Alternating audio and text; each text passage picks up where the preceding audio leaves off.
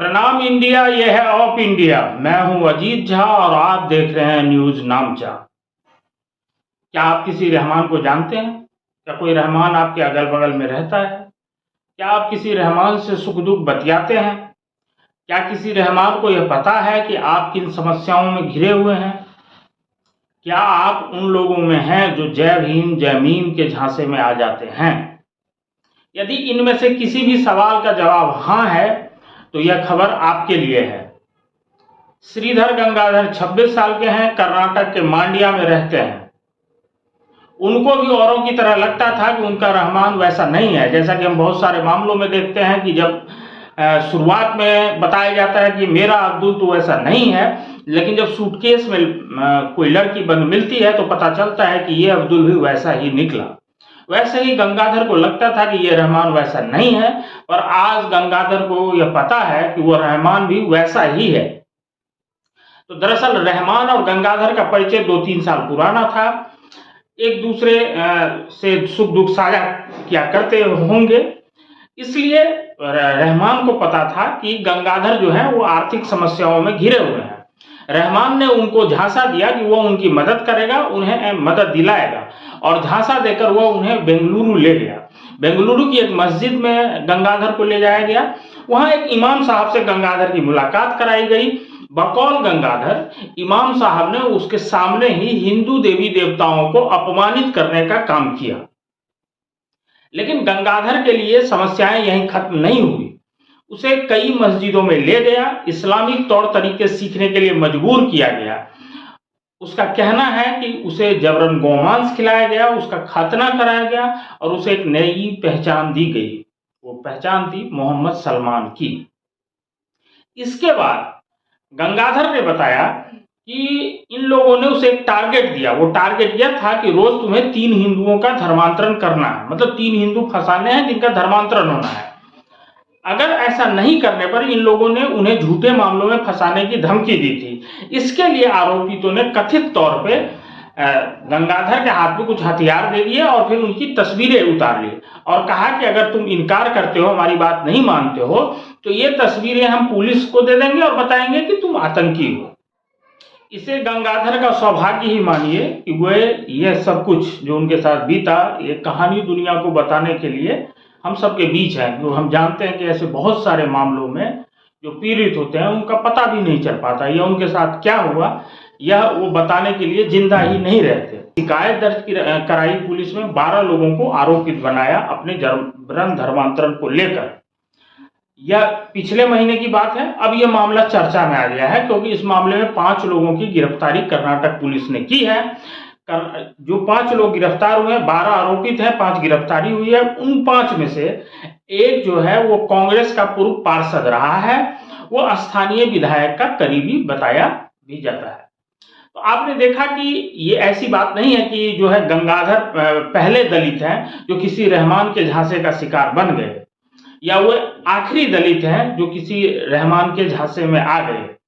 हम जानते हैं कि ये सालों से चल रहा है, ऐसा ही चल रहा है। जोगेंद्र नाथ मंडल के साथ जो कुछ हुआ वो भी सब जानते हैं, लेकिन दलितों ने उनसे भी नहीं सीखा। दलितों ने मरीच झापी के नरसंहार से भी नहीं सीखा। दलितों ने उन घटनाओं से भी नहीं सीखा जो रोज आती है, जब उनका जो है प्रलोभन देकर कोई ईसाई मिशनरी से जुड़ा व्यक्ति उनका धर्मांतरण कर देता है, फिर बाद में कालांतर में उनकी ही संपत्तियों पर काबिज हो जाता है। जब इस्लामी कट्टरपंथी दोस्त मददगार बनकर उन्हें अपने झांसे में लाता है और फिर उनका जबरन धर्मांतरण होता है या उनकी हत्या तक कर दी जाती है। जब दलित और हिंदू लड़कियों को कोई अपना लव जिहाद छिपाने के लिए प्रेमी बनकर आता है, बाद में उसका रेप करता है, उसको किन किन प्रताड़नाओं से गुजरना पड़ता है, ऐसी खबरें रोज आती है। लेकिन ऐसा नहीं है कि दलित जो हैं वो सिर्फ एक इसी तरह के जो समाज के भीतर इस्लामी कट्टरपंथ और ईसाई मिशनरियों का खतरा है उसी से जूझ रहे हैं। उनके ऊपर एक और खतरा है। वो खतरा यह है कि बहुत सारे जो हैं दलित वो धर्मांतरित होकर मुस्लिम और ईसाई बन चुके हैं, लेकिन कागजों में वो खुद को दलित ही बताते हैं, ताकि जो संविधान ने अनुसूचित जाति वर्ग SC कैटेगरी के तहत जो अधिकार और लाभ दिए हैं वो लाभ उनको मिलता रहे।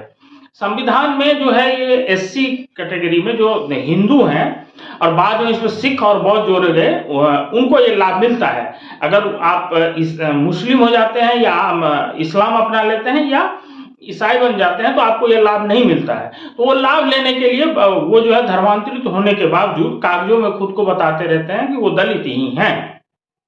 तो अप्रत्यक्ष तौर से ये लोग जो हैं उनका हक जो है सो छीन रहे हैं। और ऐसे वक्त में जो है सो ये सिर्फ दलितों के साथ, एससी कैटेगरी के साथ नहीं है, ये अनुसूचित जनजाति वर्ग के साथ भी है। और इनके भीतर से एक आवाज उठ रही है एसटी में भी कि जो लोग धर्मांतरित हो गए हैं उनको जो है सो आप इनसे बाहर करिए कैटेगरी से, और हमारा जो लाभ खा रहे हैं उसको बंद करिए। जो सही मायने में एससी हैं या एसटी हैं उनको ही यह लाभ मिले। इसको लेकर अभी हाल में जो है सो हमने एसटी वर्ग में भी के भीतर से भी आवाज उठी, आंदोलन वगैरह भी हुआ है। दूसरी तरफ जो है ये ईसाई मिशनरी से जुड़े लोग, इस्लामी कट्टरपंथी या जो इस्लामी संगठन से जुड़े लोग, वो इस प्रयास में लगे हुए हैं कि उनको जो है वैधानिक दर्जा ही मिल जाए, वैधानिक दर्जा मिल जाए। और कि कोई दलित अगर धर्मांतरित होकर ईसाई मुस्लिम बन गया है तो अब वो डिक्लेयर कर देता है कागजों में कि भाई हम धर्मांतरित हो चुके हैं, हम मुस्लिम हैं या ईसाई हैं, तो भी जो उसको एससी या एसटी से होने वाला लाभ है उससे वंचित न किया जा सके। इसको लेकर सुप्रीम कोर्ट में याचिका है। इसी क्रम में जो है एक मोदी सरकार ने आयोग का गठन कर दिया है। 6 अक्टूबर 2022 को इसको लेकर अधिसूचना जारी की गई। इसकी चर्चा न के बराबर हुई। स्थिति कितनी भयावह है आप इसी साल मद्रास हाईकोर्ट के जजमेंट में मद्रास हाईकोर्ट ने जो कुछ टिप्पणी की है उससे समझ सकते हैं। कन्याकुमारी से जुड़े एक मसले पर मद्रास हाईकोर्ट ने सुनवाई करते हुए कहा कि कागजों में भले मतलब 2011 की जो जनगणना वो बताती है कि कन्याकुमारी में करीब 50% जो है हिंदू है, मतलब हिंदू कन्याकुमारी में बहुसंख्यक है। लेकिन अदालत ने माना कि जमीनी हकीकत ऐसी नहीं है। बहुत सारे दलित जो हैं जिनको हम क्रिप्टो क्रिश्चियन कहते हैं वो कन्वर्टेड होकर ईसाई बन गए हैं, लेकिन एससी कैटेगरी का लाभ लेने के लिए वो कागजों में खुद को अभी भी जो है हिंदू ही बता रहे हैं। तो अगर मान लीजिए ऐसी सूरत में इनको अगर वैधानिक मान्यता मिल गई तो जो डेमोग्राफी चेंज को लेकर जो हम देखते हैं हैरान करने वाले नंबर्स आते हैं वो कल को कल्पना करिए कि वो और कितने अचंभित करेंगे।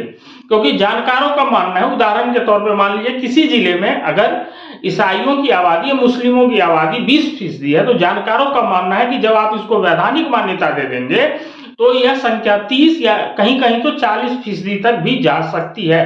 तो आप कल्पना करिए कि तब जो एक्चुअल नंबर आएंगे उसमें कितनी भयावह स्थिति हिंदुओं के लिए होगी। तो ऐसे में मोदी सरकार ने फैसला लिया और एक आयोग का गठन कर दिया है। जो सीजीआई रहे हैं भारत के पूर्व मुख्य न्यायाधीश बालाकृष्णन, उनकी अध्यक्षता में 3 सदस्यीय यह आयोग है। 2 साल का इस आयोग को टाइम दिया गया है कि आप अपनी रिपोर्ट दीजिए।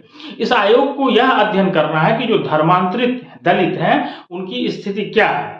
जब 2004 में मनमोहन सिंह की सरकार आई तो रंगनाथ मिश्रा, वो भी भारत के पूर्व मुख्य न्यायाधीश रहे हैं, उनकी अध्यक्षता में एक आयोग का गठन हुआ। इस आयोग ने 2007 में अपनी सिफारिशें दी और कहा कि जो मोटी बात थी उस आयोग की सिफारिशों का वो ये है कि आप जो है इनको जो भले वो दलित जो है धर्मांतरित होकर ईसाई हैं या मुस्लिम हैं तो इनको जो है तो आप धर्म से के दायरे से बाहर कर दीजिए, मतलब एक तरह से विस्तार दे दीजिए, इसमें इस्लाम और ईसाई वगैरह को भी शामिल करके सबको जो है इसका लाभ दीजिए भले धर्मांतरित हो गए हो। दबाव बना तो मनमोहन सिंह ने इस आयोग की रिपोर्ट को खारिज कर दिया।